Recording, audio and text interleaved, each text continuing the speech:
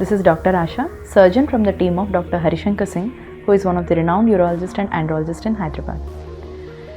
Infertility, it's a nightmare for any couple. So let us break this topic today. In recent years, మనం చూస్తూనే ఉన్నాము, last 50 yearsగా there is almost 52% reduction in the sperm count. ప్రతి 6 coupleలో 1 couple is being affected by infertility. మనం చూస్తూనే ఉన్నాం, మన చుట్టూ infertility couples కూడా చాలా వరకు పెరుగుతూనే ఉన్నాయి. సో దీని గురించి మెయిన్ కాజెస్ ఏంటి, దీని కారణాలు ఏంటి, ఇవన్నీ తెలుసుకుందాం. మనం చూస్తే ఇన్ఫర్టిలిటీ మొత్తం కారణాల్లో more than 50% are due to male factors. అందుకే మేల్ ఇన్ఫర్టిలిటీ కూడా రైజింగ్ ట్రెండ్లో ఉంది. అది కూడా చాలా ఇంపార్టెంట్ ఫ్యాక్టర్.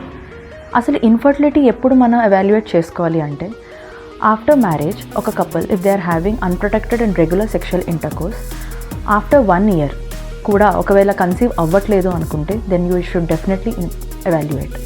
అంతేకాదు, ఒకవేళ కపుల్ ఏజ్ 35 years కన్నా పైబడి ఉంటే ఇంకా త్వరగానే మనం ఎవాల్యుయేషన్ చేయించుకోవాలి. మేల్ ఇన్ఫర్టిలిటీ పెరుగుతుంది కదా, దీని కారణాలు కూడా మనం చూద్దాం.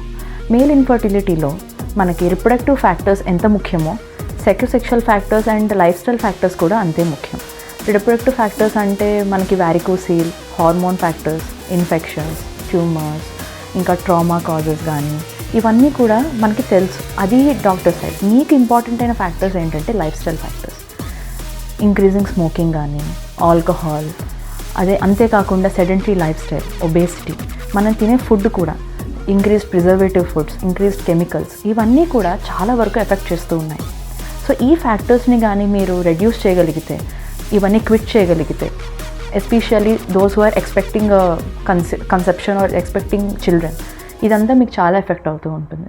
మనం ఆల్రెడీ ఇన్ఫర్టిలిటీ వచ్చిన తర్వాత తగ్గించుకునే దానికన్నా ముందు నుంచే, మ్యారేజ్ అయిన దగ్గర నుంచే try to avoid smoking, try to decrease your alcohol, try to avoid out side and preservative foods, try to have more of work life balance and try to have your good family life. Then you can avoid this infertility.